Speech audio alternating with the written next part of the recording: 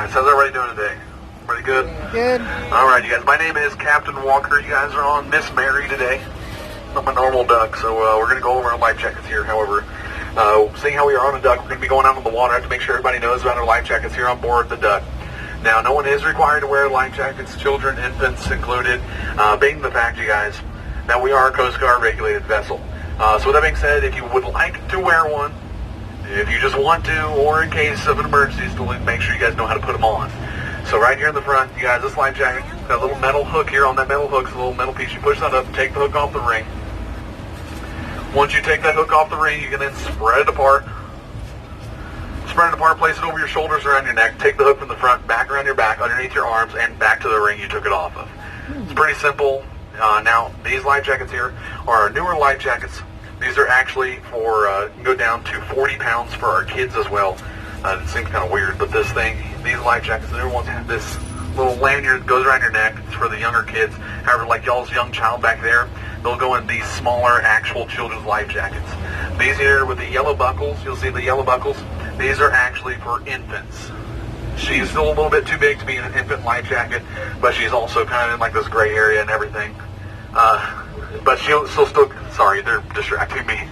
But anyways, she'll go in one of these children, the smaller ones. These here aren't adequate for children that small, being the fact they have to tie around their neck. It wouldn't be worth it for a kid that small. Does anybody have any questions, comments, complaints, concerns? No? Everybody good? It's a good thing y'all don't have any complaints. Wouldn't really be the one to talk to anyways.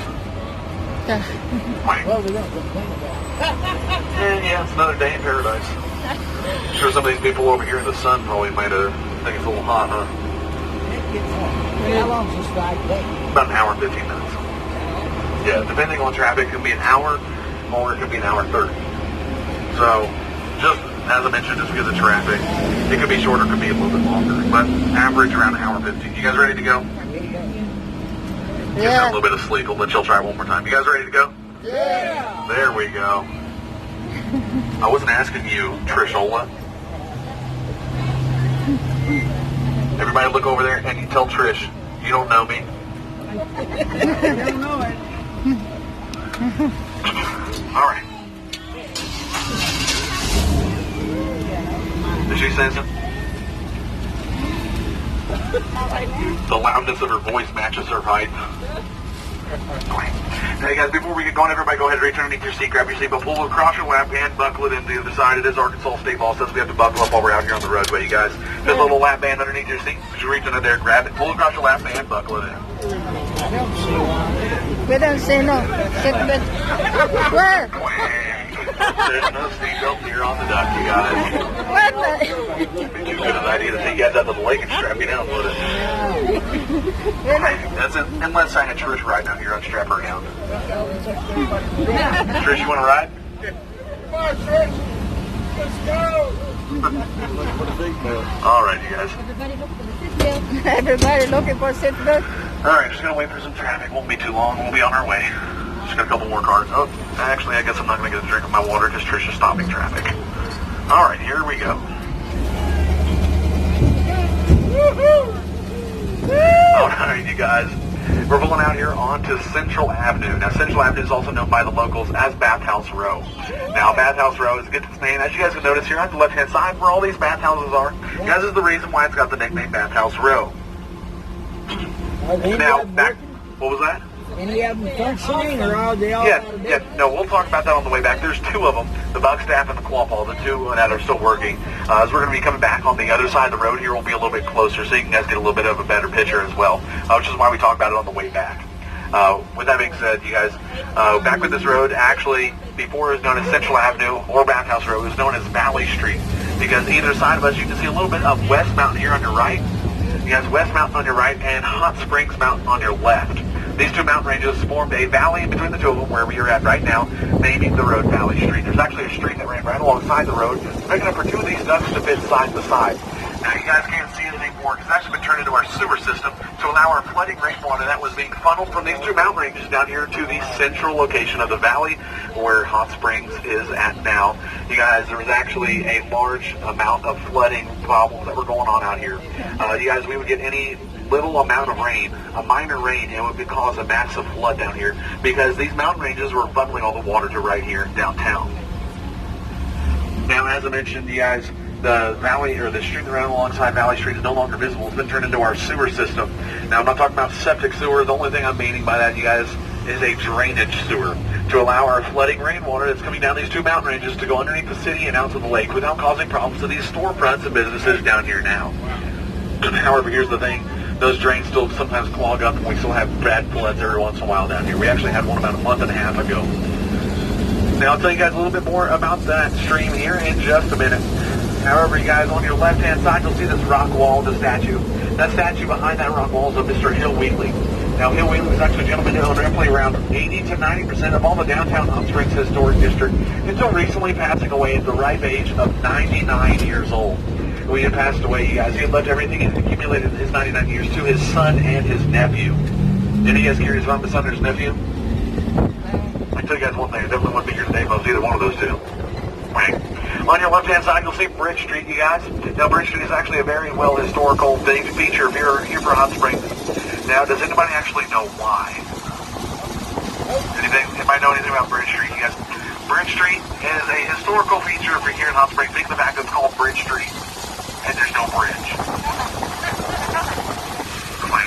I'm just kidding, you guys. Y'all haven't noticed I'm going to be kidding about a lot of things. However, I'll tell you when I'm joking. Now, Bridge Street, you guys, is actually known because of the fact it was at one time our shortest street in the entire world. Up until Japan a couple of years ago, they ended up actually building a street about 30 inches shorter to give us out to the name of being the shortest street in the entire world. So, construction was started here in 1848, finished in 1852. This left-hand wing of the church was finished in 1961. In 1962, they started this mural of Jesus Christ, finished in 1964. It's done with a little over 650,000 mosaic tiles. Took them a little over 2 years. And it was done by a Hispanic fellow from Mexico City, Mexico. Now, you guys might notice how some of our oldest buildings are on the tops of our hilltops or on the sides of our mountain ranges, being the fact of the flooding that went on down here. As I mentioned, guys, the stream that was alongside Valley Street actually got turned into our sewer system. When they did that, they had to tear down the entire city of Hot Springs, build it up a couple feet to turn that sewer system into reality. Now, as I mentioned, you guys, you'll notice some of our oldest buildings, such as the First United Methodist Church, on tops of our hilltops, or on the sides of our mountain ranges, like West Mountain, you guys can see a little bit of here on your right. Now, where we're at right now does not really do much justice for West Mountain, you guys. It is a very large mountain range. However, I'm sure you guys have probably seen some larger ones. Anybody get that one right? No? Nobody got that one right either? Yeah, those are two really crazy things that, as I'm sure you guys noticed, if you didn't know a little bit about Al Capone before, you would not have guessed that that was actually his cause of death. Now, Al Capone ended up getting arrested for tax evasion for owing the IRS roughly around $150,000 in back taxes. However, Al Capone passed away from syphilis that he contracted between the ages of 14 and 16 years old. 14 and 16 years old. And one of the biggest reasons why Al Capone even came out here to Hot Springs was because of the fact of the thermal water. Up until the 1960s was rumored to actually have magical healing powers out here. Now, we're right down the boat ramp. The Coast Guard has a little bit they need to go over with you guys before I get to that. Everybody give me a quick thumbs up. Let me know you can still hear me. Everybody good? Alright, you guys, I am Coast Guard certified, and so is this duck. If for any reason while we're out here on the water day, we have any problems upstairs with the nearest boat ramp, the Dr. Shoreline. However, we cannot make it in. You know something? Give the order to abandon the duck in the lake. If then, only then we're going to jump off the sides and over the sides of the duck. Do not jump off the duck unless I instruct you to do so. Be trying to get as close as possible to the nearest boat ramp, the Dr. Shoreline. If you jump off the duck, you could be sucked up by the propeller if you jump off the duck before being told to do so. The end of the rear is an 87-pound, 24-inch solid brass propeller. It's not going to make too good of a day for you guys. Now, that being said, we're going to be entering Coast Guard Navigable Waterway, and I'm a licensed Coast Guard captain. I had to take an oath I would help anybody out here to the best of my ability without putting you guys here on the duck into any potential danger. So that being said, if we see anybody out here in distress, I want you guys to get my attention, yell man overboard. We're going to get as close as possible to them, throw them this here life ring, pull them aboard, and collect $50. 25 for me and 25 for you guys to fight over. However, they do not have the $50. Here's what we're going to do on Angel's Help. We're actually going to throw them back. Here in Arkansas, we call it catch and release. Now, before we go down the boat ramp, you guys, a little quick tip here, you guys. Our boat ramp was recently redone. However, the gentleman that redid our boat ramp, I'm not sure if he was dyslexic, couldn't read numbers, or the multiple cases of patch and blue ribbon we found out here at the end of the project. However, you guys, it's supposed to be around a 13-degree boat ramp, somewhere in the area of 31 degrees. Yeah. 1 degree, you guys. Will it pull it out of that? Oh yeah, it'll pull it back up, but we don't go back up this ramp during the summer. Being the fact the marina across the lake allows us to go out their ramp. However, they didn't allow us to go out this past winter, being the fact they were redoing their boat ramps, and we're going to redo them again this year as well. All right, you guys. Anybody nervous about how steep it's going to be? All right, I'll do it with you. I'll do it with you. Here we go. Are you all ready? You keep your eyes out. You keep your eyes up. Hi. It's Mario's right. Oh my God, I forgot to tell you guys to open your eyes back up. I'm sorry.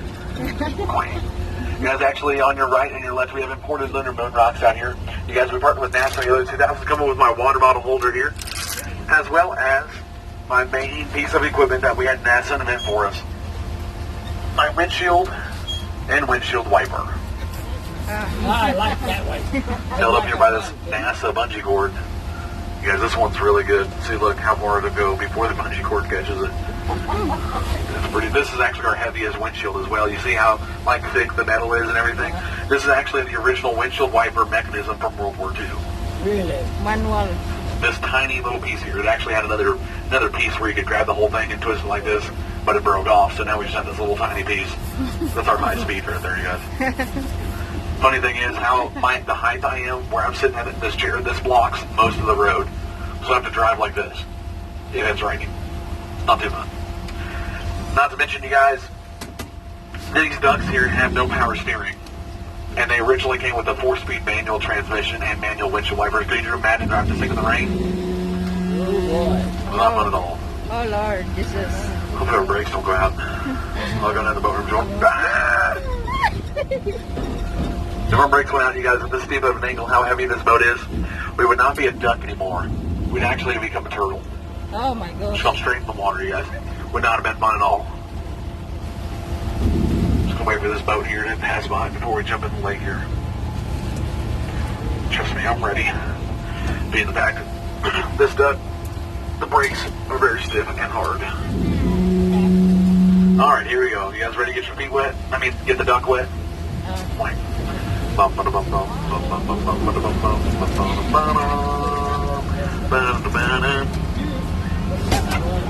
Bond. James Bond.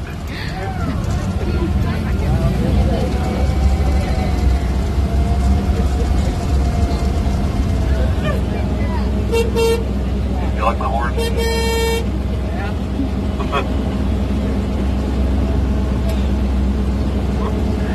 Alright, you guys. Now, there's a lot of things y'all can do out here when you're in Hot Springs. However, one thing I can guarantee you're not going to try to do. I would not try to recreate what we just did in your everyday vehicle. I can promise you the results are not going to turn out anywhere close to the same.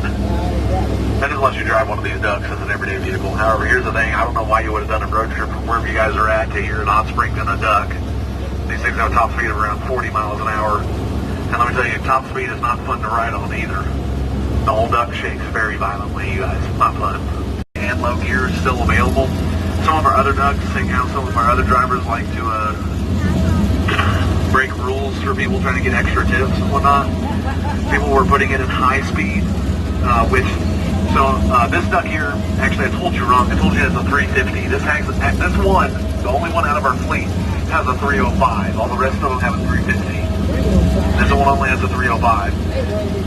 Yeah, it's pretty small. It's pretty small. It's got a lot less power than the other ducks around here. However, so these ducks, you can actually put them in high speed. However, the thing is, these ducks originally were made with a GMC 270 6-cylinder. A 6-cylinder. So high speed now, or low speed now, is the same as high speed with a 270.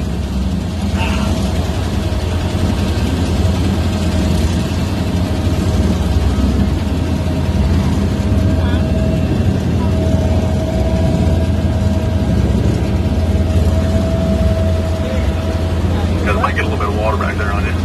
Right wheel, don't let it What's that? Front wheels, you're ready, huh? You're ready. Turning it. Just by the front wheels? Am I turning by the wheels? Yeah. I can turn minusculely by the wheels. It has a little bit of a drag. 46 pounds. However, that's about average. That's about average. If you guys paid for a charter to go striper fishing, they're going to guarantee you anything between 30 and 50 pounds. Wow. 30 to 50 pounds. You guys, the record on Lake Hamilton, the lake we are currently on, is around 72 pounds. 72 pounds. Could you guys imagine hooking into a fish the size of a small child? It's pretty crazy. That's why we have so many people coming out here to fish for them, guys. Meaning that Lake Hamilton is one of the best, Lake Hamilton, Lake Washall, Hot Springs is one of the best lakes to actually go striper fishing in these southern states that's all partnered together. The next one in line would be Lake Texoma. And I'm sure some of you guys have been out to Lake Texoma. It's not a very, great lake. It's iffy. You been there? Oh, sure. My son built a $10 million house down there. What's that? My son built a $10 million chateau down there. Oh, maybe you should come and give the Garretts a run for their money. Large house I'm sure you guys all seen over here, being built by the Garretts, who own the largest excavation company in the state of Arkansas. However, anyways, so the striper out here, as mentioned, is 72 pounds. It is an ocean fish, which is why they get to be that size.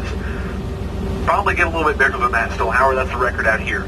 They're released from the Game and Fish Commission into these lakes as they're the ones maintaining these lakes between 2.5 pounds to 5 pounds, giving them a little bit of a natural selection variable there, as well as also still giving them the upper hand to survive in the competitive environment of all these other predatory fish, such as largemouth bass and all the other fish, such as alligator gars, all the other ones that will actually eat the other fish here as well. Now, with that being said, you guys, if y'all want to go fishing out here, if y'all are from Arkansas, you are in the early 1900s. It's a lot of money. It was only for the very, very wealthy and elite people who live out here on this lake. There's not very many people that live down here.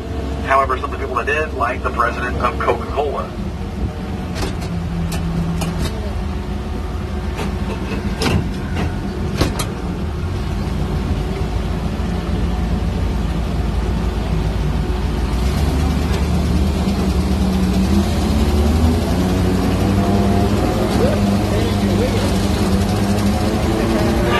Like that, we're off the water.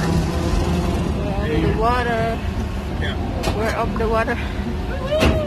Anybody pull your boat out of the lake that quick? No? It's kind of a superpower I got.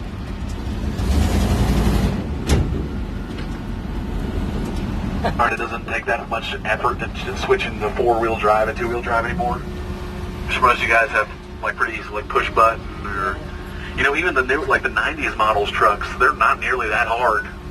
However, this one's a little bit difficult, or different, being the fact that I've got two levers. One's for high and low, and one's for 2 and 4.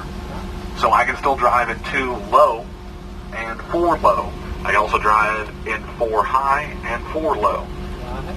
It's just because of the fact of the versatility that these ducks needed in World War II. Now, we're here in our Gregor Marina, you guys. It's actually our largest marina here on Lake Hamilton. You guys, we actually have boat rentals here as well. Now, if you guys want, we have 10% off of a 4-hour inside. Looking over the lake here, you guys seeing the lake here, you'll notice the there's a lone tree just in the middle of the lake there. The smallest island on Lake Hamilton. Right behind that is called Goat Island. A little bit farther back to the right-hand side